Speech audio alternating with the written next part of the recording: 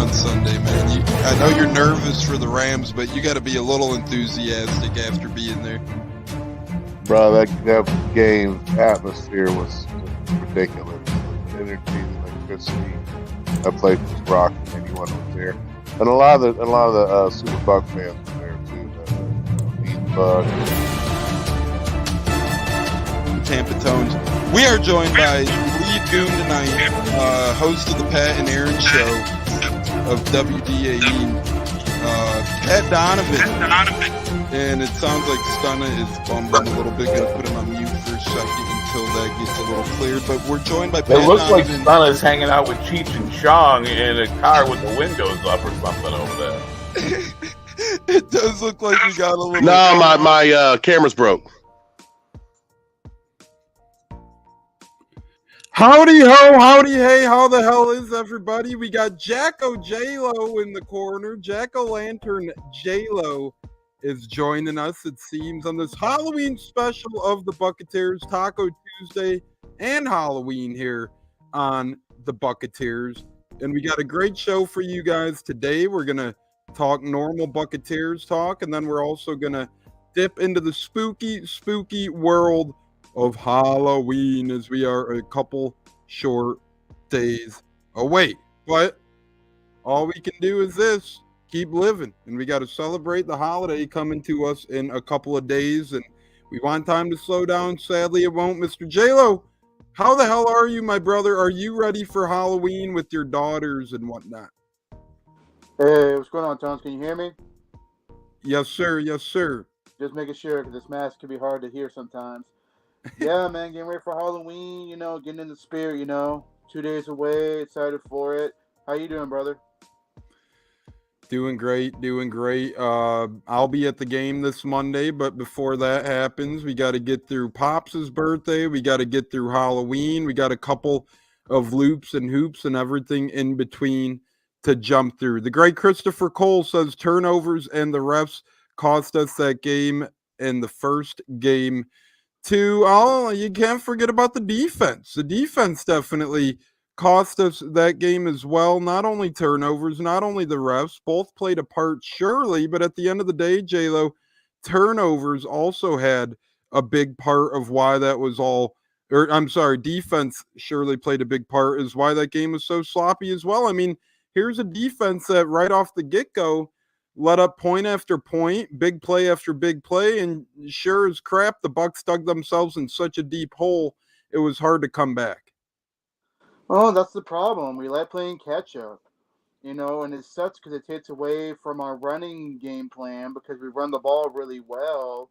And when you get behind the way we did, it is what it is. But I will admit, we did get robbed on the goal line fumble. That was a fumble. I don't care what anybody says. I mean, watching the replay over and over again, I don't see how they didn't catch that. But it is what it is. The defense is not playing great. They're getting beat down the field. I mean, and you can't get no damn pressure. I mean, when you can't get pressure, of course you're going to get picked apart in the pass game. It's going to happen. So, like I said, Bowles has got to adjust. That's all I can really say. He's got to adjust the defense, whether it's benching KJ Brett, putting another guy in, which we all talked about several times, bringing a veteran corner, which I think they did, which we'll get to in a little bit, to kind of help out Zion McCollum on the other side. Because they kept attacking, between Thunderberg and Josh Hayes. So it's very bad right now on the Bucs defense. Yeah, and it looks like we got Gene in the building. Gene, oh wait, they're muted, so we'll get. Oh no, I'm here. I'm here. Oh, how we doing, Gene? You're in, you're out, you're all about. How are you, my friend? I'm doing good, man. Glad to be back home. Just landed just in time to join my boys here to talk about the Tampa Bay Buccaneers. Yes, sir. Yes, sir. And how was your weekend, my man? How's your feelings after a tough Bucs loss? I know that kind of stung us all, but yeah, I think it stung me more because it's Atlanta, and now you're going to have these parasites that are going to start coming around and trash talking and stuff. But hey, they won. They went out and won like they were. I don't know what else you could really say about it. I just I think that this team, this is a benchmark right here. Can you bounce back from this? Still a lot of football to be played, And can you bounce back from this, and possibly get into the playoffs? I mean, it's not out of the question here. It's just what can they do?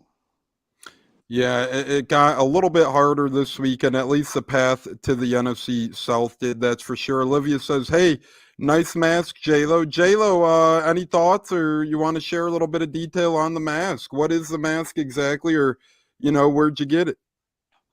Party City, right down the street from my house. Something simple I can just take on and off. I'm not big on the whole makeup, getting all decorative and stuff. I'd rather just get a simple mask. It's very simple to take on and off. So, and plus, it's all skeleton like, so I figure it goes with the Bucs, with the whole skeleton, pirate life type deal.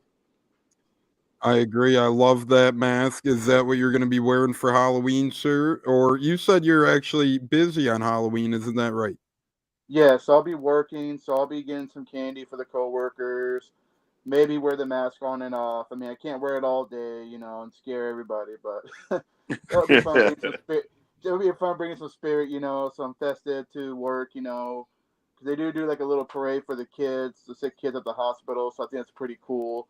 I mean, I won't be wearing it unfortunately because I might scare some kids where their parents might come attack me and report me. Yeah, I don't blame you. Gene, as we also get more into the episode here, we do have more Buck stuff to talk about, and you kind of alluded to it, Gene, but can the Bucks save the season? That starts with a battle against Kansas City at Kansas City on Monday Night Football, then a game against San Fran. We'll get to that. Christopher Cole says Falcons couldn't stop us. The players have to shoulder some of the blame too. Oh, exactly, and that's why defense is to blame. Everybody, no one's getting to the quarterback. I know you got young guys back there in the corners, but guys like Winfield and Whitehead just aren't stepping up like they once did for this team. I know they almost had the Pitts play, but let's be honest, if the game comes down to that play, probably not the best thing in the bandwagon. J-Lo, what say you? Yeah, I mean, it's like I mentioned earlier. This defense is very combobulated. I don't know what's going on. We can't get to the quarterback, and we're getting thrown all over now. And then now we're getting run over. Now we're just giving up big run plays to set the pass for the opposing offense. And Kirk Cousins is really not that good this year, in my opinion. Yeah, he's picked us apart. I don't know why we're letting him do that, but when he plays against other teams, he plays like crap. So I don't understand what's going on with this team. And I'm so tired of people say fire Bowles. I turned my head to the game because I was there, and one fan wanted to fire Bowles, and I turned my head and said, "Okay, explain me why you want to fire Bowles. Please explain to me." It's not like he's out there playing football. He's calling the plays, just the players aren't getting it done. They're not doing what they're supposed to be doing. The pass rush is not there. They're not getting to the quarterback. And then plus, Cansey, he didn't play that much on Sunday. They pulled him here and there, which I don't understand why. Or even on fourth I and think one. they have Cansey on a pitch count, and he has so many reps. No, I don't think Probably so did, because he played the least amount of snaps he's played all year this week. well, So, I mean, but if he's on a pitch count, you would think it would have worked the other way where the first game he came back. I agree with you there, J-Lo. I don't think he's playing nearly enough. That does fall on coaching. no, and it does. And plus, on fourth and one, why was Vita Vea not in the game? Why did they pull him out on fourth and one? That's why I kind of do blame the coaching on that. So, Bowles does deserve some blame, but not the whole blame to where he should be fired. The Glazers aren't going to fire him at all during the season. So, fans, if you want him gone that bad, it'll be a dumb decision because no one else is going to be able to run this football team after he leaves. So let's be real about that. Yeah, you can say Liam Cohen can run it better, but you're taking a huge risk doing that. And plus, the players like playing for him. I know they're not playing great for him right now, but there's always time to adjust. And that's where, Bowles needs to step it up and adjust, or else, yeah, he's going to keep getting bashed at and maybe might get fired. But it won't be during the season. Yeah. It'll be after the season if it came down to that. But that's another discussion. Yeah, I'm really surprised that Tampa has been playing like this. I expected this from the Ravens, but I felt like Tampa had enough horses to to at least beat Atlanta, at least split the games this year, just with the talent that they had. Just the execution just wasn't there. Well, Yeah. no, and plus, Go the ahead, first J-Lo. game. Oh, my bad. Go ahead. No, you're good. Go ahead, brother. Okay.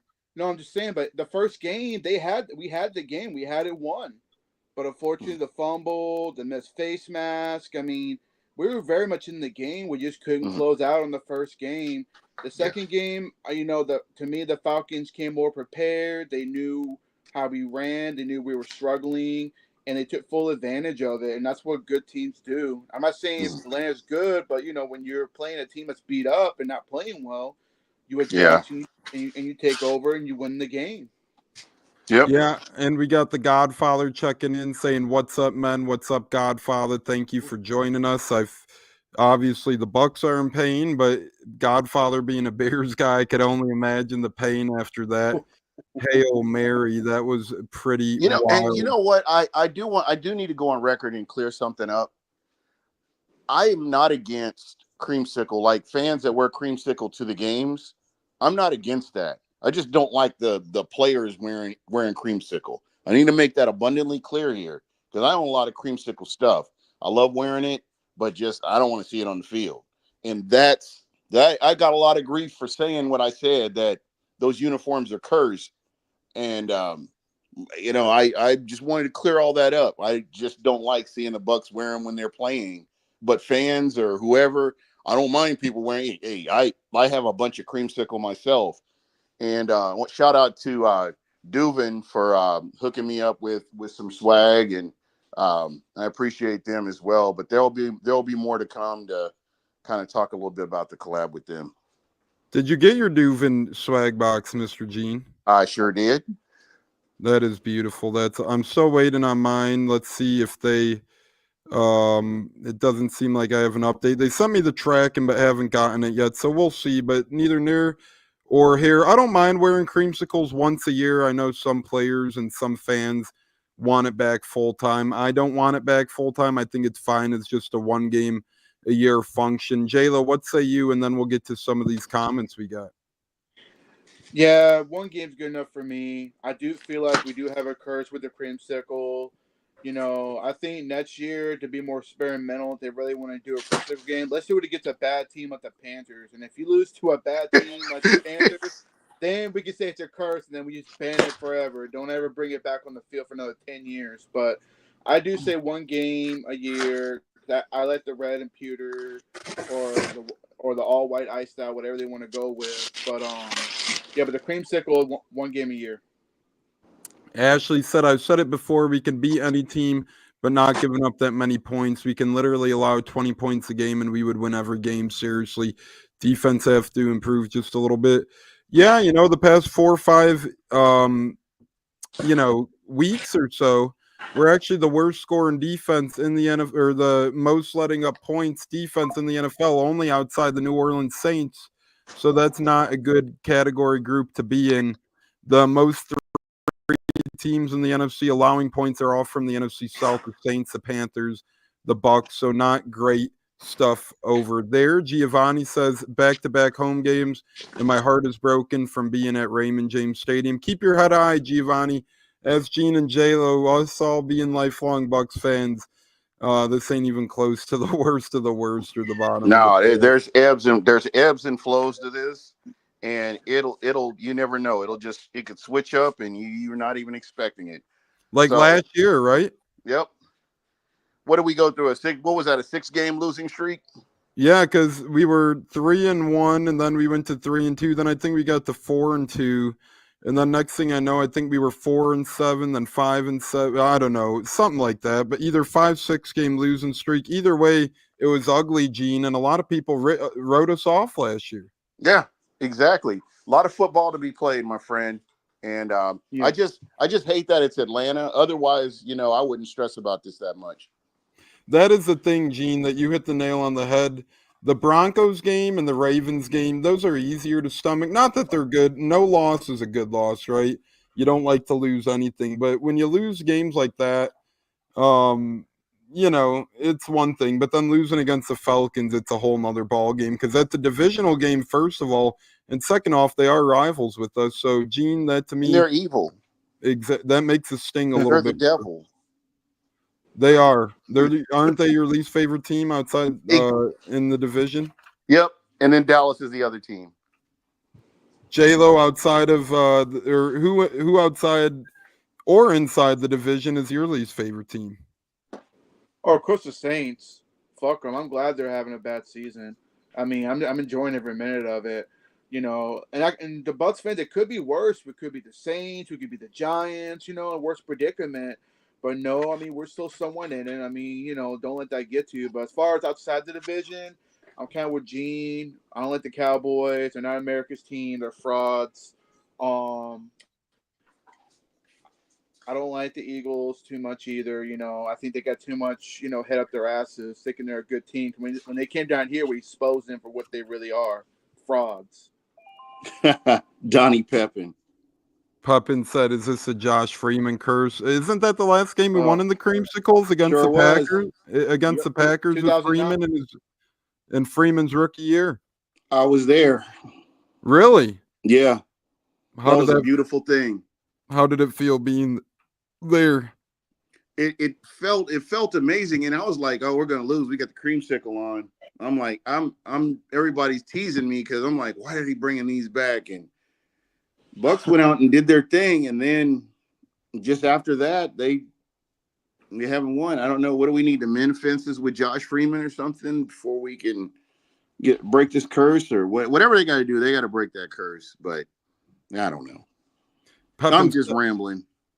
I love it, man. That's what we're here for. Pepin Steppen says, "I hate the Saints and the Bears." Well, for a lot of you guys, a lot of people are unfamiliar, but the Bears are one of our OG hardcore rivals from way back in the day. So a lot of people get confused when people list the Bears or the Lions or the Packers as their most hated teams. But that's because way back when, the Bucs were in the same division as all of them, and it caused for a big pot stir. And that's for damn sure. So that's why people like Pepin Steppen list the Bears. Ashley says, "I hate the Saints." A lot of people do. Yeah. Not out of the ordinary there, but I do think we get the best of the Saints and end up down the road going 2-0 against the Saints this season. That's for sure. But with the Falcons sweep and the Bucs on the line, that brings us to Todd Bowles. Pops texted in, if the defense continues to play like this, I believe they will make a change with Bowles after the season. Although, like the man, yeah, I mean, that's rather obvious, right? You can't allow your defense to lose you game after game and let up 35, 36, 37 points a game. But at the end of the day as well, you'd have to really, really, really fumble this season. And, I don't see the Bucs defense playing like this against the Giants, Panthers, Raiders, Chargers, Cowboys, Panthers, Saints, and that stretch of games, J-Lo.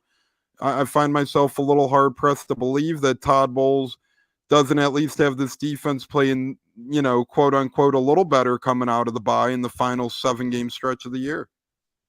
All adjustments, man. That's all it takes, a little bit of adjustments, trying to find the right key players in there that's going to help get this team going. I feel like we're missing some dogs in the locker room, if you want to go back to the 2020 season when you had a JPP in the locker room, Shaq Barrett firing up this team. I just don't see it out of these guys. I thought Yaya would be the guy to step up to the plate, and be that leader, but even he's not playing as well as we all hoped he would. I feel like the pass rush is just not getting there at all. We're down on luck and injuries. And this might sound crazy for me to say, but does anybody miss Jamel Dean right now? Because I kind How is that crazy to say, first of all? Jamel's a good player. I think he gets hate that he doesn't deserve to be, quite frankly. Yes, when healthy, I feel Dean is a very good number 2 corner, a vet out there that can cover his own, but then he has bad games. He makes a play and he gets hurt. I mean, he gets injured. That's what sucks. But I kind of miss him now because Thunderberg, I feel like he needs some time to learn the pros to get better, which I think he can. Josh Hayes to me is not a good outside corner. Hold on, I do have to address something here. No, you're good, J-Lo. I when we get questions Some of them I like to address right away. We'll get to Richards in a minute, but Rock813, first off, thanks so much for listening, Rock. Second off, I'm not sure if you've watched Herbert the past 2 seasons, but he's definitely not upper echelon like some of these other guys in the NFL are, or like he was to begin his career. But J-Lo, I know you've certainly seen it. The Chargers offense ain't all that in a bag of chips this year. If anything, in that stretch, I'm more so worried about, honestly, probably out of all those teams, the Cowboys. I know their offense hasn't looked great, but I'd still put their offense well ahead of the Chargers at this point. I say definitely Cowboys because Sunday night on prime time, for some reason on prime time, we just crept to bed every time, no matter who we're playing. That one, maybe the Saints, depending on how healthy Derek Carr is, because, all due fairness, he did come down here last year and beat the crap out of us and almost screwed us out of a playoff berth. So that, to me, I see those two. The Chargers, not so much. I think they're very beatable. Their offense is not very scary, at all. They don't really have any receivers except Lad McConkey. Giants are a hot mess, just a disaster of a franchise right now. Who else? The Raiders, another disaster right now. The Raiders is a trap game, man. I'm telling you. Just watching the way they went up against the Chiefs, just watching how they played them. You got some guys that are underrated and unknown, and I don't know, man. That could be a trap game right there. That's the one game that kind of scares me. Yeah, the only reason why the Raiders, I think, see, their lack of QB, whether it's O'Connell or Minshew, that's what I'm not afraid of with the Raiders. And to me, they always play the Chiefs pretty good, I feel like. I don't know why, but they always seem to hang tough with the Chiefs. I know it's an interdivision game. Not writing the Raiders off because I'll be at that game. Hell, if we lose that game, I'm going to be a very crabby son of a gun. But all in all, the game that I worry about the most as a trap game would be at the Giants, personally. Not that they scare me at all whatsoever, but guys, whether it's been Brady, Baker Mayfield, or Jameis Winston, for whatever reason, when we play the Giants, Gene, I'll let you start off with this one, but the Giants always play us very good. Whether it was that 2019 game where they beat us on the Matt Gay missed kick, or whether it was a 2021 game where we barely won on Monday Night Football by 2 points. To me, the Giants, Gene, is potentially that trap game. Yeah, it definitely could be. I mean, that's where Danny Dimes was born, playing against the Tampa Bay Buccaneers, and had that big monster game against us. And that's where the nickname came from, was playing against the Bucs. So, again, I do not believe this is the end. I just think the Bucs need to make a few adjustments, and they'll be fine. And they need to make sure they're executing. I know there's a lot of injuries, but that's part of the NFL, man. They have to go out there and play. And I have faith that they'll do it. A lot of people are talking about fire Todd Bowles, but he's one of those head coaches that has gotten the Bucs to the playoffs, quite a few times, and, kept his team competitive. So, yeah, it seems like every year we have a stretch of games where the Bucs just look horrendous, but they always find a way to turn it around. So I haven't given up hope. Again, just putting it out there, man. I believe that this is a team that they can turn it around. I think Todd Bowles will make the needed adjustments, and put this team back on the right track. J-Lo, thoughts before we get to all these comments? We got a great chat right now. Yeah, 2019, I was there at that game. I was very upset, very disappointed because I felt Mike Evans had a career game, so did Jameis, and we let this rookie Danny fucking Dimes come in here and beat us in our house, which was very horrible. And then even 2020, we made him look good. I mean, you could be right; it could be a trap game, but the way that team is playing, I just don't see how we can't go into their house and take care of business and do what we do. Is beat a team we should beat. But as far as that goes, Giants, Raiders, I mean, they're all winnable games at the end of the day. To me, they're all winnable games after the bye week, but a couple of them can be trap games depending on the health of Mike Evans coming back as well. That's another missing piece. I feel like Baker misses. Yeah, he played okay. He didn't play terrible, but he also made some mistakes. with the flea flicker. I don't know why Ryan Miller was the target. I'll never understand that one. But mistakes happen. But he was moving the ball down the field, so it's not like this offense is in terrible shape. I mean, they can move the ball, but like I mentioned to you early in the show, we just got to stop getting behind playing catch up, and that's what takes away Real our run quick game. before we That's where get we to have to. these comments, the great Gene has to give his final word and thoughts. Gene, thanks for joining us on this Halloween special. Before you leave, Gene, if you can, give me your favorite Halloween candy or chocolate, your favorite scary movie, your favorite Halloween villain, and a potential bet of the week for us until we get to Saturday. That could be football, basketball, World Series, hockey, anything under the sun. All right. So for the bet, I have the Dodgers sweeping the Yankees. Let's go. It's going to happen. It's not a matter of a if, but it is going to happen. So get your brooms out. Favorite candy, Reese's peanut butter cups. I grab them all every time my son would go out. I would take them all out of his bag, and if he said anything, I would ground him, and then I take all the Twizzlers. So that's how you roll, man. That's what kids are for. Yeah, literally, man. I love it, Gene. And thanks again for joining, Gene. I know. No problem. Yeah, and favorite movie is Sleepy Hollow, and favorite villain is the Headless Horseman. I love it, Mr. Gene. Thanks so much, Gene. And we'll talk to you this weekend on our Saturday Showdown Weekend of Football Kickoff Show, Gene. Please be safe, brother, and please have a great Halloween. We'll talk to you very soon, my friend. All right, guys. Thank you. Bye. That is the great Gene from Buck What You Heard. And we talked to me and Gene behind the scenes. We're going to get better at cross-platforming. He could get mine on his when I'm not on, but I got to work on Buccateers getting on Buck What You Heard. But let's get to these comments, J-Lo, as they are running rampant before Joey Nips joins us. Richard says, happy Taco Tuesday. Defense is Achilles heel, it feels like. I couldn't agree more, but Liam did a great job. We'll see if it lasts versus the Chiefs and Niners. That's certainly so. Pep and Steppen says, zero leadership on defense. Rock says, he's talking about Justin Herbert, one of those QBs that will gut us, but he doesn't have any weapons right now, so we'll see if he could. And we already know what Dak could do. Well, yeah, I mean, that's why, we're more afraid of Dak than Herbert, so we'll see what could happen. But, yeah, the Chargers and Cowboys, J-Lo, I do think those are the quote-unquote top two toughest challenges, not counting sneaky games like the Giants on the Bucs schedule. No, after agreed. San Fran and KC. Well, plus going to the West Coast is always tough for the Bucs. That's always been Achilles' heel, going West Coast, not winning a lot of games over there. So I would think those two games would be the ones I would probably keep a closer eye on besides the Saints coming home. Giants are the sneaky team, like the Saints to me, sneaky team. But the two real teams, if you want to be honest, that could pull off a win just because of our history going West Coast with the Chargers and then playing at Dallas on prime time. Even though Dak Prescott, he's a fraud, paying that guy $60 million.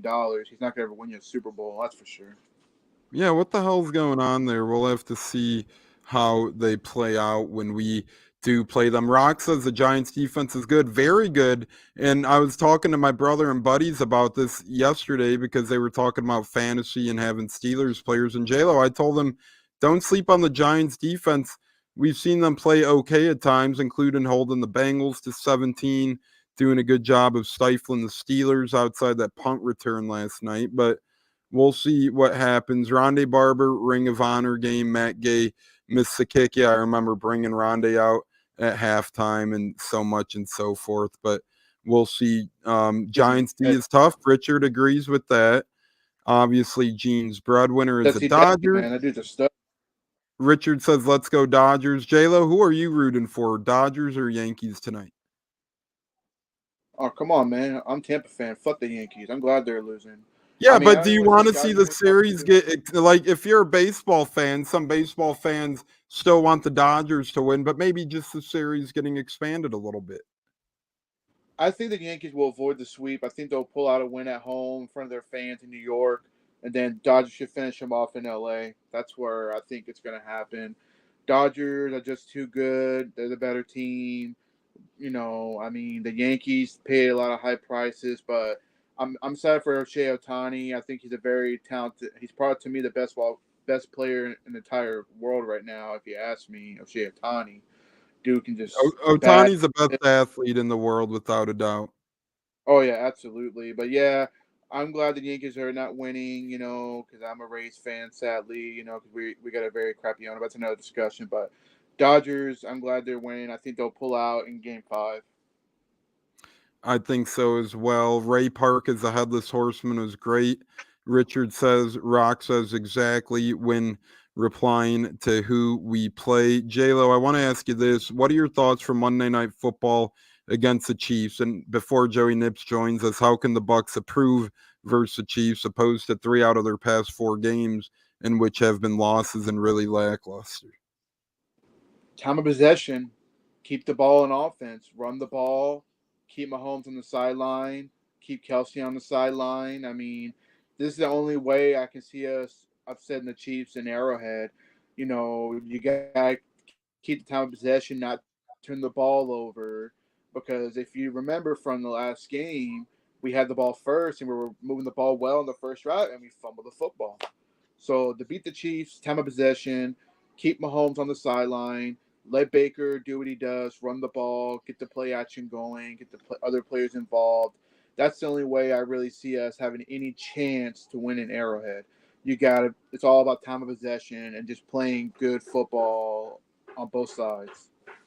And one thing that we could maybe use with the wind against our back, J-Lo, our sail gaining some momentum and win, hopefully, is Mahomes and his turnovers this year have been rather high. I know the Bucs D hasn't been playing great, J-Lo, and I know Mahomes is the GOAT behind Brady, Montana, and Peyton Manning. I would have meant 4th all time already, but at the end of the day, J-Lo, I'm not very afraid of this Chiefs offense right now.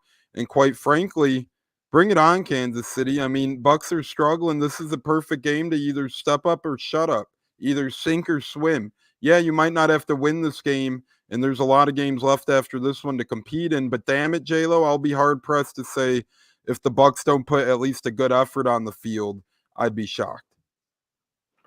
And I think they will. I think they'll definitely will. I feel Mahomes and the Chiefs' offense is not really as good as they usually are over the years. Mahomes has been turning the ball over, and the fact that he has more interceptions and touchdown ratio is insane. I don't understand. They're undefeated. I don't understand that at all. To me, it's just a good overall team, man. A very good coachable team. And you can't forget about their defense. Their defense is, very underrated. They know how to get to the quarterback. They know how to create pressure. But I feel with our old line that no one's talking about, our old line is actually pretty damn good, if you ask me, to where we can actually create plays.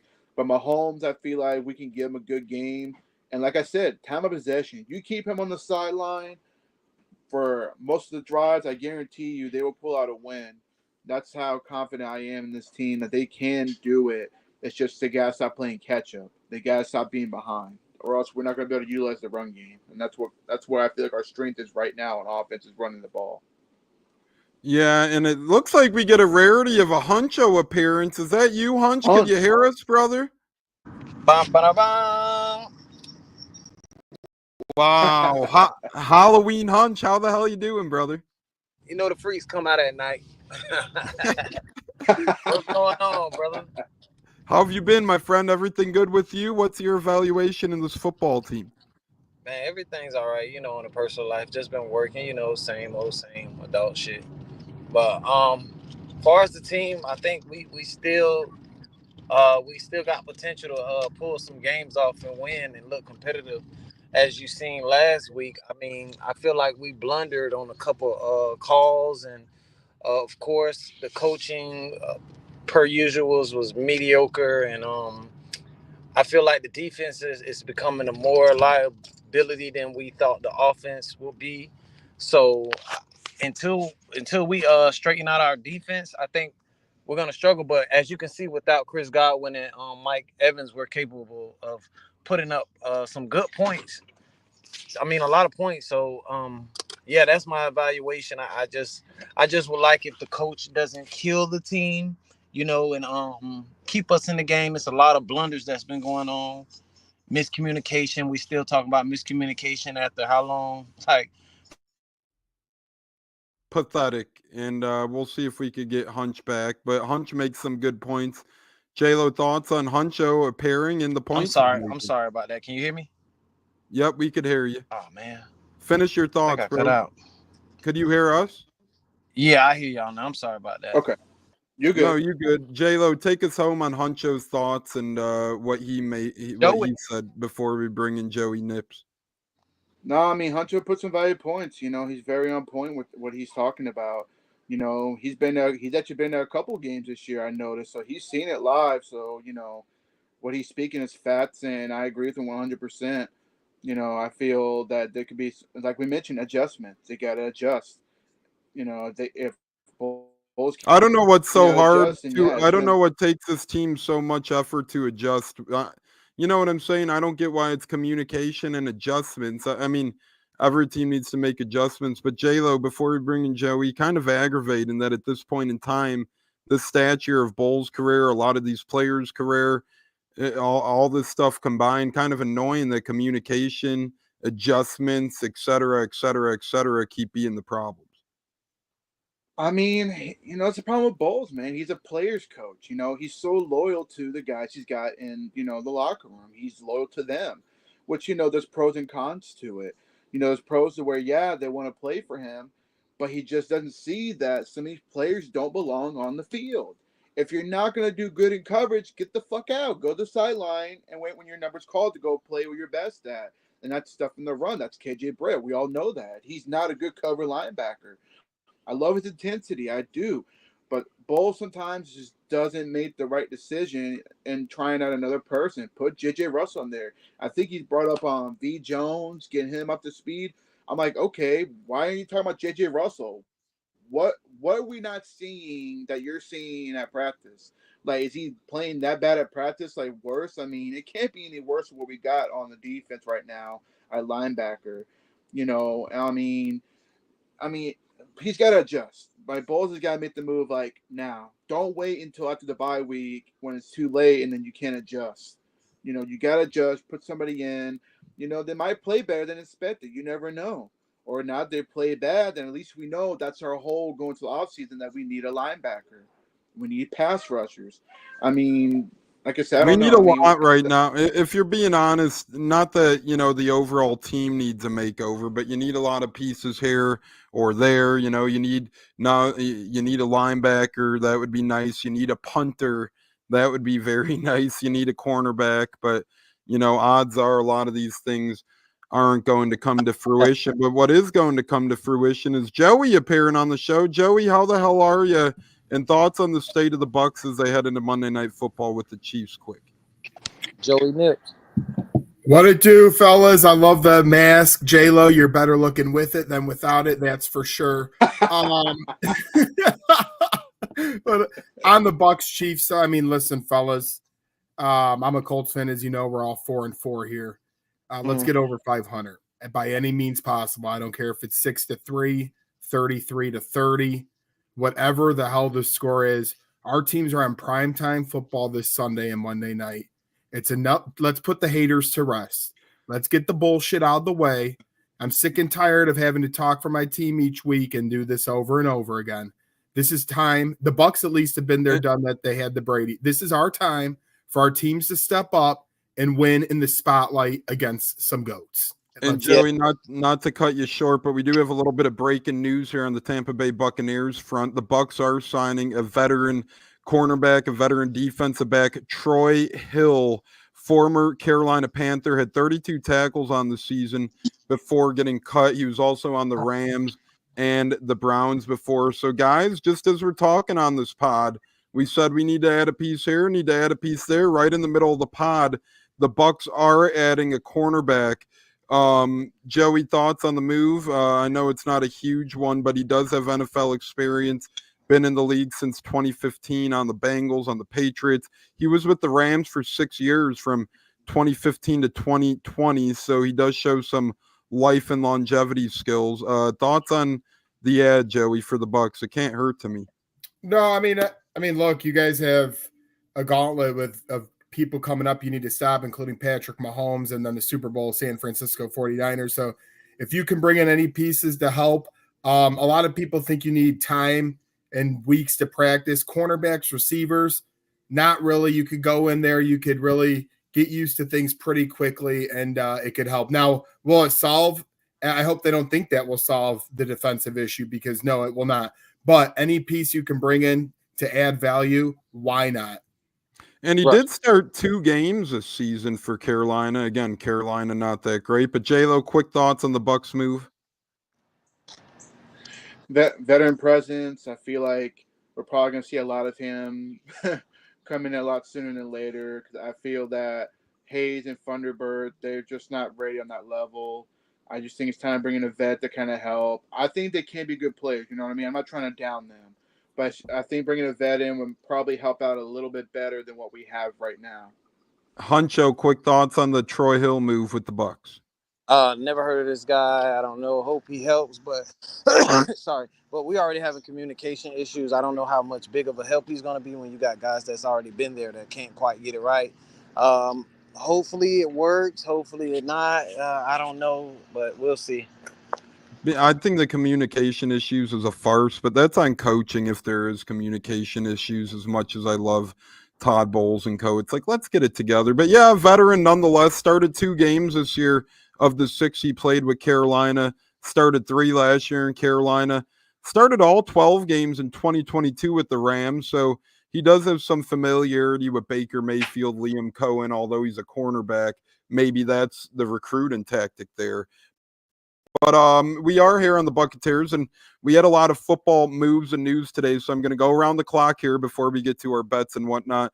I'm going to get to Joey last, as we know what's coming for that. J-Lo, we'll start with you. Stephon Diggs tore an ACL out for the year in 30 seconds or less. Give us your thoughts on that. Brutal, absolutely brutal. It's another weapon taken away from C.J. Stroud. Now he's got to count on Tank Dill and some other receivers on the roster now. Unfortunate, but it is what it is. Injuries are our biggest problem this year. So, heal up well, brother. Yeah, as we get more in the chat here, finally loading. It wasn't loading for a bit. It says, Chiefs defense is better than their offense so far this season. Rock says this game might as well have been played on Halloween night. That would have been interesting. Dun dun. Candy, Snickers, movie, Night of the Living Dead. Bet Pacers beating the Celtics on Wednesday. So we got Pep and Steppen joining the breadwinners movement. I like that.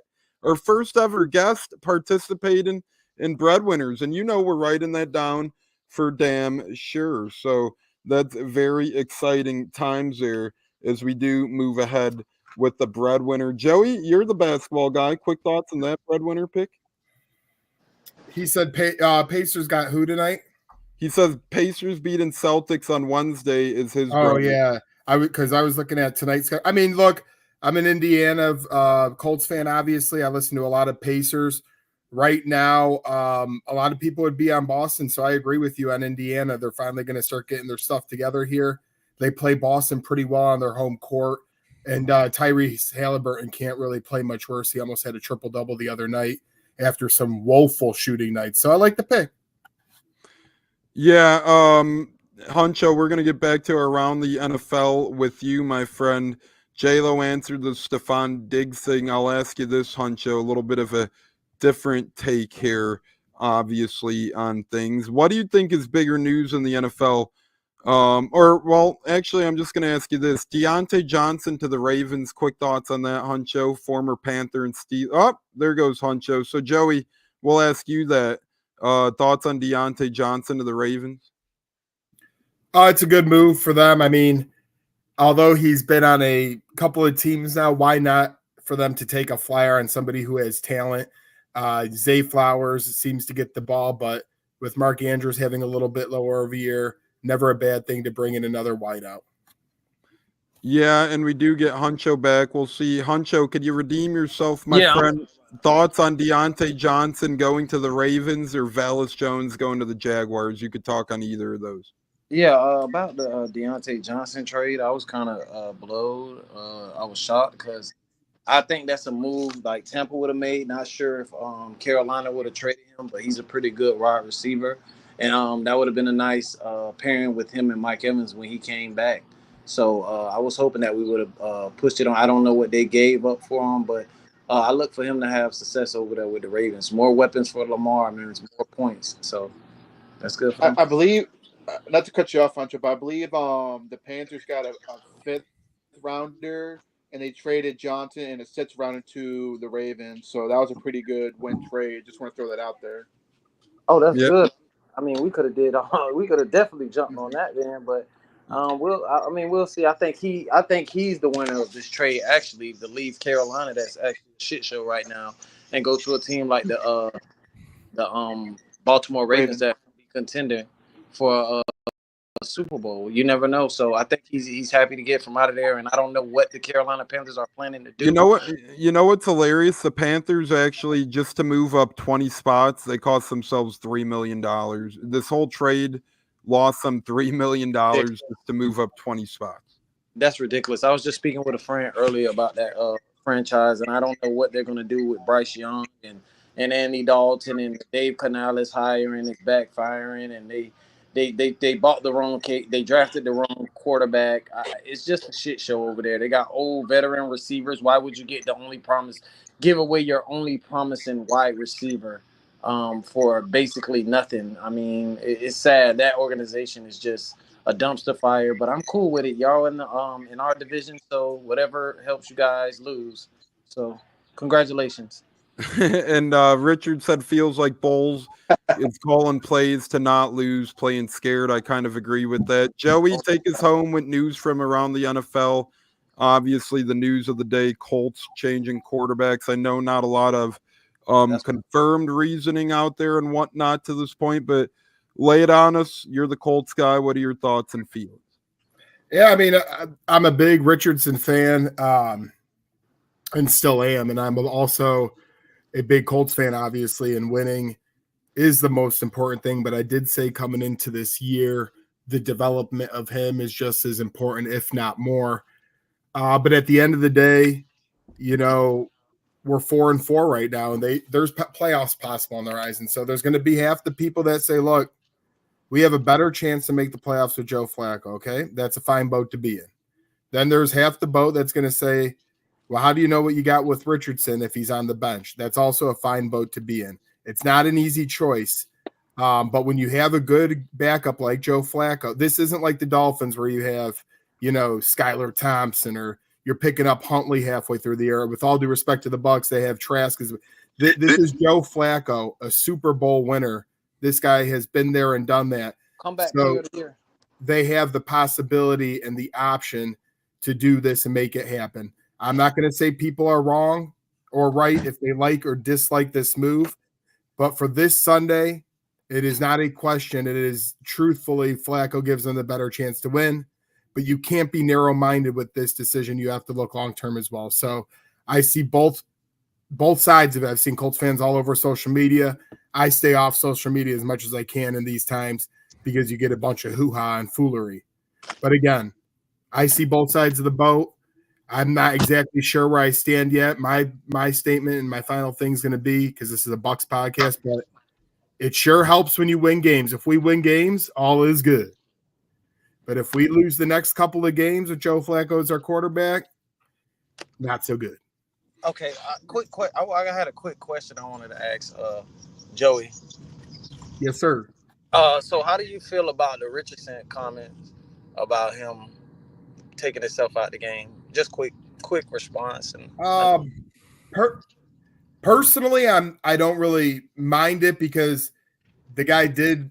If you look at the previous 4 plays, he ran out of 3 sacks and he ran for probably 60 to 70 yards of field. Now, players in that locker room, though, you say you tap out, and then an offensive lineman like Ryan Kelly or Braden Smith, who are injured every week, are pushing 300-pound linemen around, not taking plays off. That doesn't sit well with players in the locker room. So for me, I don't really care, but players in the locker room, some of them will care about that. Thank you. Yeah, to put a bow on the NFL talk before we get to our final words, scary movies and breadwinners fun. I'll just say this. I think that, if you're the Colts, you know what you're getting into when you draft Anthony Richardson.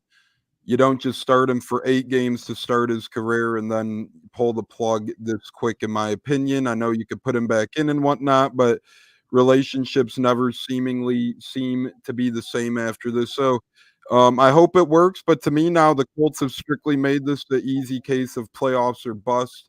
If they get into the playoffs, this is worth it. If they fall short of the playoffs, this is nothing more than a failure of a move, if you ask me. They're going all in here and they're trying to win, which I get. But at the end of the day, they didn't do too much. Look at the Bears, what they did for Caleb Williams. They drafted Rome Odunze round 1. They went out and they got Keenan Allen. They went out and gave DeAndre Swift big money. They already had Cole Kmet, but what did they do? They added Gerald Everett. They brought in a veteran tight end like Mercedes Lewis. They signed several offensive linemen. The Bears did everything in their power, at least what they could do right now, to give Caleb Williams the best chance to succeed, because they look at what they gave Justin Fields and they know that they did not give Justin Fields the best chance to succeed. So they wrote their wrongs. I'm seeing a lot of similarities with how the Colts approach Anthony Richardson in their roster with how the Bears kind of handled Justin Fields. And as I said, the Colts make the playoffs. Nobody's really going to care, and it's all a thing of the past. But the minute they miss the playoffs, a lot of guys are going to say, they knew Richardson was a project when they drafted him. You only gave him 8 games.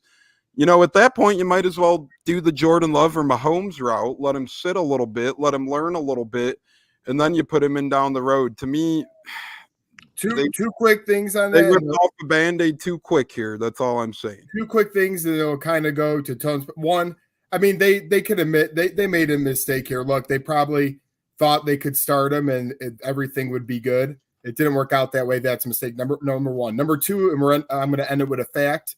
Alex Smith and Rex Grossman are the only 2 first-round picks in NFL history to be benched, and then they come back and succeed. So only 2 quarterbacks in NFL history, first round, have been benched and come back successfully. And it took Smith to, he had to go elsewhere. I know he was good with San Fran, but technically he still was. Yeah.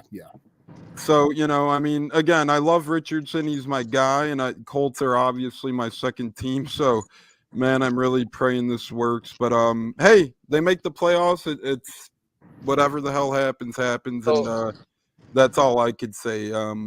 Praying for him. J-Lo, 10 seconds as a Gator fan to share your take. AR, he's very young. I feel like he can learn just sitting on the bench, learning from an experienced guy in Joe Flacco. I don't see nothing wrong with that. You got to trust the judgment. So I'm fine with him being on the bench. I think he's got a great shot to be a great quarterback. But right now, he just needs to sit and learn right now. When we're going to put a bow on that, because that's a subject I could literally talk on all day. People are arguing all over social media. Again, I don't think it's wrong necessarily. I just think the process was unorthodox. Let's hope it works. Exactly. This is one where it works and you look like a genius. And if it's like going for it on 4th down. You get the conversion, you're gonna be, this guy's a man. You don't get it, it's gonna be, what the hell is this guy doing? Exactly. But guys, we do have our Halloween special, our breadwinners to get to and whatnot. So before we get to our breadwinners, let's just go around the dock quickly. We do have 3 college football games on tonight. Not the greatest of games, but they are games. J-Lo, we'll start with you and Anthony Gator's team. Florida International at home against New Mexico State. We'll throw out the spreads for these. Who do you like in this Tuesday night affair, J-Lo, as we get the music queued up? Anthony Gator, FIU at home, or New Mexico State? I haven't really kept up too much for New Mexico State, so I'll go FIU at home. I'm rooting for Anthony Gator. Huncho, we're going to ask you the World Series, Dodgers or Yankees tonight. Who you got? I really want the Yankees to come back and win, only because that's my sister's. That's her team, and she's like worse than us with the Bucs when she's watching the Yankees. So I pray they win and they come back. And yeah, right. So I hope they at least give her some happiness tonight or whenever they play. But I think the Dodgers pretty much got. That I know it's Halloween, but that's a scary sight knowing they get worse than us. So prayers to you, Hunch. I hope for your sake they win, for your thank you. sister's sake. Thank you. Joey, Louisiana Tech at Sam Houston. Sam Houston only a couple losses on the year. Louisiana Tech only a couple wins, but you never know on these Tuesday nights, Joey. Yeah, I mean, give me the obvious choice at the end of the day, but enjoy your Tuesday football because, as we know, it runs out fast. Yeah, it seems like just on October 3rd, we said, hey, we got football for the next 2 months every single night. Well, we're only down to 3.5 weeks of that or so. So be sure to enjoy it. Already. That's what I'm saying. It's insane. And I'll take it home. Louisiana at Texas State, 7:30. Although Louisiana's the underdog in +4, I think they win outright. Give me Louisiana straight up tonight. So we take FIU, Louisiana, Sam Houston, and then Huncho's baseball expertise. And as Joey said, breadwinners coming soon. Before we get to breadwinners, I do have a pod schedule update and announcement. And Bucs Nation says, my guys, I said it last week. I'll say it again on this podcast. We have to believe. You never know. We might make KC get their first loss. Believe, believe, believe. Any given Sunday, any given Monday, any given Thursday, you never know. As Joey and I have to believe this weekend as we're going to Minnesota and Kansas City, both of our teams face fierce competition.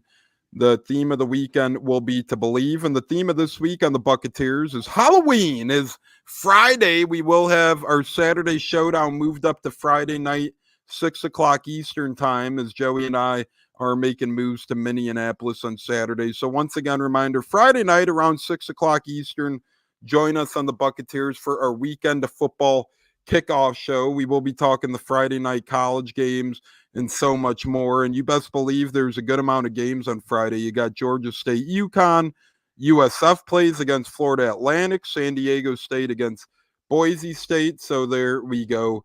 That will be Friday night, guys. It's breadwinner time. But first, before breadwinners, let's cue the music and get to our Halloween questions, which Pep and Steppen and Gene answered as well before he left. So we're going to do a roundtable here, and we're just going to ask a series of fall Halloween questions. And we're going to start with Joey here. Joey, what's the spookiest name in sports that you could think of? What is one name in sports that's scary or Halloween related? Could be a team name, could be a player's name, could be anything, but give us your spooky guy, gal, or team of the season. Man, that's a hard one to think of right there. How about Trick Williams, for example, from wrestling, Trick or Treat, right? All right. Yeah. See, you're getting them right there. Man, I mean, I always go. We mentioned Myers last time. We have our Jacoby Myers. We have our, tight end Myers. So those are always some ones there. I'm a big fan of Micah Myers, so I'll stick to those for now until I can think of something better. Hey, I like that. You did say Jacoby Myers. And we do have more breaking news, guys. Our man Richard T is helping us out here on a really busy football day. The Vikings are adding a new left tackle, completing a trade with the Jaguars to acquire left tackle Cam Robinson in exchange for draft pick comp. So, Joey, you're the AFC South guy, and we're seeing the Vikings this weekend. Thoughts on that before we get to J-Lo? Sorry, I was looking up moves. Who moved where? Vikings traded for Jag starting left tackle Cam Robinson. Oh, well, yeah, you want to talk about someone who had his chances and didn't get much added. But, I mean, if they really need him to start this weekend, they lost, Darrisaw earlier in the week. They're not getting an upgrade in that short of term, but it's clearly a huge void they needed. Yeah, and I agree with you. J-Lo, we'll move on to you. What say you on the spookiest name in sports? Joey went with the Myers guys. Who are you going with? Could be team, lady, guy, gal. Tough one. Like I said, I waited my turn, but I mean, I guess I have to go with Trick Williams. Like I said, like you mentioned. I mean, that's probably the spookiest one I can think of right now at the moment. I mean, I think General Booty's a funny one, not spooky, but there was actually not to cut J-Lo off, but there was actually two players called Michael Myers, one NFL player on the Cowboys and one MLB pitcher in baseball. Fun. That is, I knew about Mike Myers in baseball. The football one is intriguing. I actually knew about both, but you forget about him. Now you hear about him. Blast from the past. Huncho, we got Trick Williams. We got Mike Myers. Thoughts on your spookiest team or player name or sport name of the season? I'm gonna just keep it real with y'all. I'm gonna just say the New Orleans Saints because they're such a shitty organization. Scary, trashy, disgusting. Head coach is a dumbass. The last coach was a shithead. I keep going on, and they're finally getting what they deserve now. It's just very spooky for them right now, and I'm so happy that they're going through what they're going through. They're going to lose to the Carolina Panthers this Sunday, and that's going to be very scary. I'm going to give you guys, for fun, a name from each sport. I'm going to rattle them off quick. Boo Williams, a former NFL tight end and wide receiver. Anytime your name is Boo, that's pretty elite company right there. Baseball, Dave Kingman. King Kong. You know, King Kong's a scary guy, so I'll go with King Kong Kingman. That's what they call them. Basketball, give me a little Taco Fall action. Why? Because Halloween's in the fall. Give me a little bit of Taco Fall action. And then when you get to the ice rink, when you get to the hockey, there's a couple of, names to pick or guys to pick or gals to pick even for that matter. But a little bit of a creepy action, a little bit of a creepy time. Give me the Tampa Bay Lightning because lightning could be scary. The lightning bolt hits down from the sky. Give me that. Moving on to the next. And for the old folks, Spud Webb. Spud Webb, Spider Webb, Spud Webb, Charlotte's Web, Charlotte Flair, right? Charlotte's Web. There you go. Favorite Halloween movie or series? J-Lo, start with you on this one. Favorite Halloween movie or TV series? Oof, damn. I got a bunch of them. But if I had to pick one, I'm just going to go with classic Halloween, Michael Myers. You know, when I was a kid, I was scared as shit as him. Now I think he's a little bitch, wants to go hide and jump on you like a puss and not fight you straight one-on-one. But anyway, I have to go with the classic Halloween. There's so many of them, but I got to say that's probably my favorite one. Joey, thoughts on your favorite movie or series for Halloween? Yeah, well, when Michael Myers finds you now, J-Lo, you tell him that to his face. I'm sure you'll have a hell of a day with that. But no, Halloween, I couldn't agree more with J-Lo. It's a classic. I don't care if anybody says. I'm also a Christmas Story fan. I love the classics. I'm always here for it. But in terms of the scariest movie, I mean, as a kid, those Saw movies, the first 1, 2, 3 Saws, man, they were absolutely creepy, disgusting, and scared the living piss out of me. Love it. Jigsaw was a crazy, creepy looking dude for a while. Huncho, what say you on your favorite Halloween movies or series or TV shows? I hate to be a Debbie Downer. I really don't celebrate Halloween now, but as growing up, I'm a little older than y'all, so I don't know if y'all remember Tales from the Crypt is a show. Yep. It's so it scared the hell out of me when I was growing up. And it's just like it's like a skeleton, an old skeleton man, and he just does. Oh yes, I do, bro. With this little laugh, and it just used to scare the shit out of me, man. I probably still can't even watch it to this day, but yeah, I have to go with that one. Love that one. I'll go ahead and say Michael Myers for my next question. I'll lead off the next one. My favorite scary movie villain is going to be Michael Myers. But as we talk about favorite movies or series, I'll go ahead and give the nod to there used to be every Saturday night on the CW, Svengoolie it was called. It was this guy who would play a different scary movie every Saturday night and dress up like a clown and go into, not dress up like a clown, but dress up like a Dracula or vampire and go into something epic. So for series, give me Svengoolie. And for TV stuff, give me AMC Fairfest just because it's done a great job over the years. And then I'll give a shout out to Sinister for newer stuff as well. And then my favorite scary movie villain is Michael Myers. Richard says The Conjuring / Annabelle. Fuck Annabelle. Ugly little ass doll. That's a good one. Ashley says Hellraiser is probably the evilest. Nightmare on Elm Street has the scariest theme. I like all those words. I'm going Michael Myers for our next question of villain. Joey, who are you going with for villain?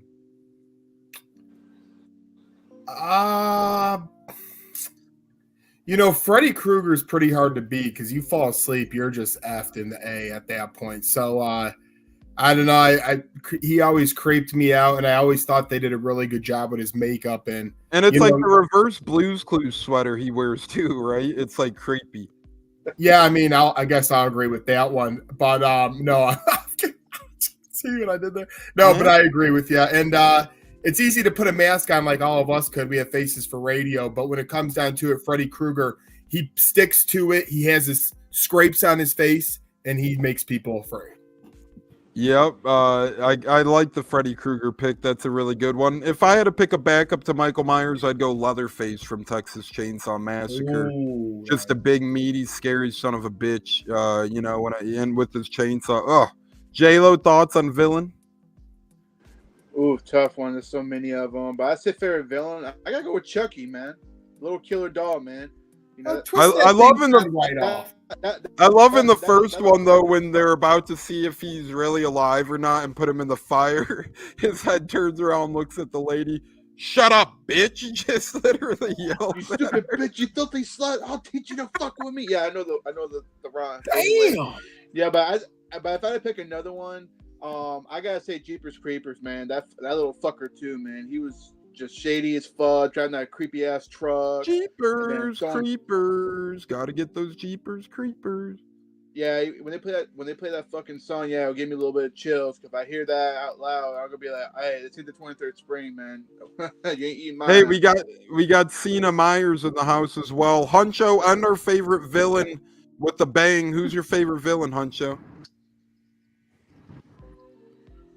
I'm gonna say he's not my favorite, but I'll say Candyman. Just growing up, just knowing as a kid, we used to get in the mirror and say Candyman and turn off the lights, and then you always hear these stories about him killing people and stuff like that. So that was one of those tough villains for me, man. Candyman. You guys want to know a fun? You guys want to know a fun fact as we get all our masks out and get scary now? The following scary movies have been filmed in Chicago: The Nightmare on Elm Street, the Chucky series, the Candyman series, and the Halloween series all take place in Chicago. Kind of scary, right? Andrade Dawson, Christopher Cole says. So another good choice there. And then we're going to end with the two-part question before breadwinners and final words. J-Lo, favorite Halloween candy and favorite type of popcorn to watch a scary movie with? I gotta go with Gene when he said Reese's Cups. I'm a big Reese's guy. Peanut butter and chocolate. That's just greatness right there. Popcorn, I gotta say white cheddar. I like the white cheddar popcorn more than the butter. As creepy that sounds. I'm with you. Huncho, popcorn and candy? I like the AMC movie theater popcorn, man. It's so fire. You know what I'm saying? You just can't go wrong with that at all. Put the butter in there and put some Reese's Pieces in there. Oh, my Lord. You can dress it up however you like it, man, but you can't go wrong with it. That is beautifully said, my friend. Joey, candy for Halloween and type of popcorn to accompany you during a film. Oh, I'll do you one better, baby. You take that popcorn, you put some butter in it, you buy a bag of Reese's Pieces, you shake that shit, and you fucking enjoy your movie, and you get all in one, baby. Just said that myself. Glad you're paying attention. Damn, I got caught. I'm kidding, but I know J-Lo knows I just said that shit too. It's all good though. It must be the masks. The masks are getting to you guys, I think. I don't know what I said. Less room for error. Christopher Cole says peanut butter cups. Richard says buttercups and Snickers, kettle corn. I love that we're getting involvement here, guys. And I'll end it with Butterfinger for... I'll go through my classics. Here's my candy power rankings real quick. If we're talking current candies, give me Butterfingers. I love those things. Or give me a classic Reese's peanut butter cup. If we're talking exotic, cookie dough bites, Charleston chews, or buttercreams are fantastic. And if we're talking retired candy, give me Butterfinger BBs or Wonder Balls for the extinct. For popcorn, just... When the last times you had a Wonder Ball? I actually bought one. I bought one off the dark web a couple of years back. Oh, dark web, whoa. Yeah, Oh, I had to shit. get our cousin one for Christmas. Again, you probably don't keep Whoa, notes. Tone. And I got myself one. Damn. Other than that, give me extra buttery popcorn movie theater style for that as we get to our breadwinners. But before our breadwinners, quick service announcement. Once again, Buccateers scheduling change. We will be live Friday instead of Saturday. Our weekend of football kickoff show Friday, 6 o'clock Eastern, right here on the Buccateers. As you guys are watching live on YouTube, Facebook, or listening to the replay on Spotify, Apple, or whatever, please hit the like button and hit the subscribe button and turn that notification bell on. It's time where we give you our bets of the week. We're up to 18 and 14 on the season, plus $89 overall. And we went 2-2 last week. Probably would have did better, but that jackass J-Lo finally picked a legit breadwinner and copied my pick. So, you know, what can you do? I have a backup in place this time just in case J-Lo burns me again. But 18 and 14, and we have Gene picking the Dodgers tonight, and we have Pep and Steppen picking Indiana versus Boston, or Indiana over Boston spread on Wednesday. Once again, it could be any sport, and it could be between now and Friday night show. Joey, we'll start with you. What is your breadwinner, my friend? And Gene's was the Dodgers to win the World Series, so we'll win a good $3 on that if it comes true. Oh. But we'll take it. Breadwinner. Breadwinner. 20 to risk 3. Let's roll. Yeah, I'm going to take the Yankees tonight. Then I can't see them getting swept. Give me the Yankees minus 130. All right, and Joey, if you don't mind putting these in the chat so far, Yeah, Yankees minus 130 tonight for you. Gene Dodgers winning the World Series to win a big $3. Awesome. And then Wednesday night hoops action. Pep and Steppen going with the Pacers spread over Boston. J-Lo, what say you on your breadwinner, my friend? What is going to win us some money? You've been doing better. You hit 2 in a row now. I'm going to go with South Carolina covering the plus 2.5 against A&M at home. I think A&M's playing outstanding football. But Isn't that Saturday? Yes, Saturday at 7:30 p.m. Well, ABC you could pick that one. You could pick that one Friday, but this is one from tonight until Friday's games. Okay, my bad. So give me the. I'll go right now. I'll let you recover. I'll let you look at the games and get situated. I'll give my breadwinner right now for tonight through Friday. It's tough because you either pick a college game where you don't know a lot about the teams, or you pick NBA or NHL too, or NHL. Yeah. You know what? Give me Louisiana getting the 4 points tonight in college football over Texas State. I'm gonna roll with the Raging Cajuns. They've been hot lately. I'm gonna minus 4. They're plus 4, Louisiana. I'm gonna bump it up to 7.5. But you know what? Yep.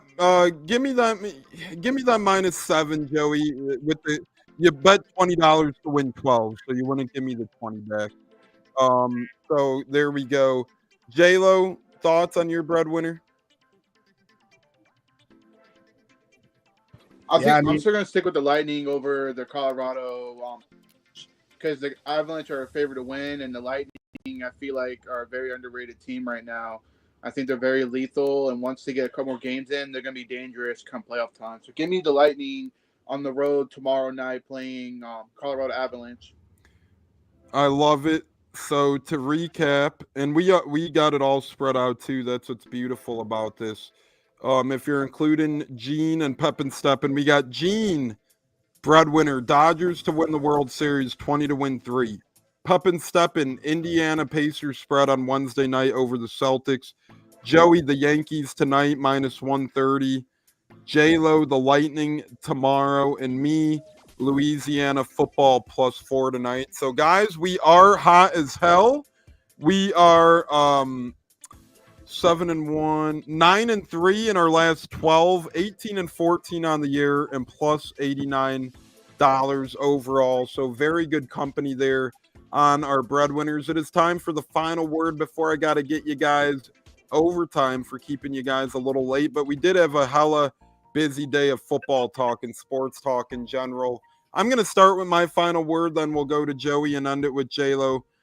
My final word is that, Huncho, you didn't get kicked out. You just keep leaving, and then I don't know when the hell to add you back because your device says disconnected. No, I ain't leaving my phone. I'm on the phone. I guess when it turns, I don't know. Huncho, do you have a sports bet to make for us before our final words, or are you skipping? Yeah, I don't know about it tonight. No. Don't worry. It's all good, Hunch. We'll skip that then. My final word is this. We'll see you guys Friday, 6 o'clock Eastern, something around then. And then on Twitter, I had a great Tom Brady tweet. I said, man, I would hate to be the kids of Giselle's new boyfriend because, you know, your dad would look like a jackass compared to Tom Brady. We had people taking me seriously, crying, oh, Giselle's more famous of the two. Save it for later. I don't got time for you crybaby losers. J-Lo, final word for you, my friend. Final word is I had a fun time, fellas. Happy Halloween. In case I don't hear from y'all on Thursday. And like Joey said, you know, both our teams, they got to get a W coming up on prime time, Sunday night and Monday night. And, you know. Backs against the wall. Time to put up or shut up. Happy Halloween. Huncho, final word, then Joey, take us home. Yeah, can y'all hear me now? Yes, sir. Give us your final word, my friend. Final words. Y'all guys be safe out there while y'all out here tricking and treating. You know, be safe with all that. And love you guys. Nice talking to y'all. And go Bucs. We love you too, brother. Always great talking to y'all. Safe D to you and yours on trick or treat, and same with you, J-Lo. Joey, take us home. Final word, brother. Yeah, I'll be passing out candy Thursday in the driveway. So if it's my last show, because I caught a charge, it was nice talking to you all. And keep your hands where we can see him. We're ending the show. This is good. See you later. Hey, I'll have my Michael Myers mask on Friday, but Joey's dressing like a village person. We got J-Lo with the. This is getting all out of control. But for Tampa Tones, that's Bob the Builder, bro. We got Bob the Builder on the show. Can he fix it? Whether it's Bob the Builder or the Village people, we got J-Lo with his mask on. We got Huncho celebrating all out and about. We got Mike D, better late than never. Hey, go Bucs. Bucs Life, one of our favorite Canadians in the house as well. But I'll wear my Michael Myers mask Friday as it's only one day late. I'll join the masking. But I do have a pumpkin in the background. If you guys notice on the Buccateers helmet, I got a pumpkin in the back. So happy Halloween. Go Bucs, go Colts, happy Halloween. Hope everybody is a safe one. Until Friday night, 6 Eastern, we'll see you guys later. Huncho, J-Lo, Joey, Gene, and Tones out. Peace. Fire the damn cannons.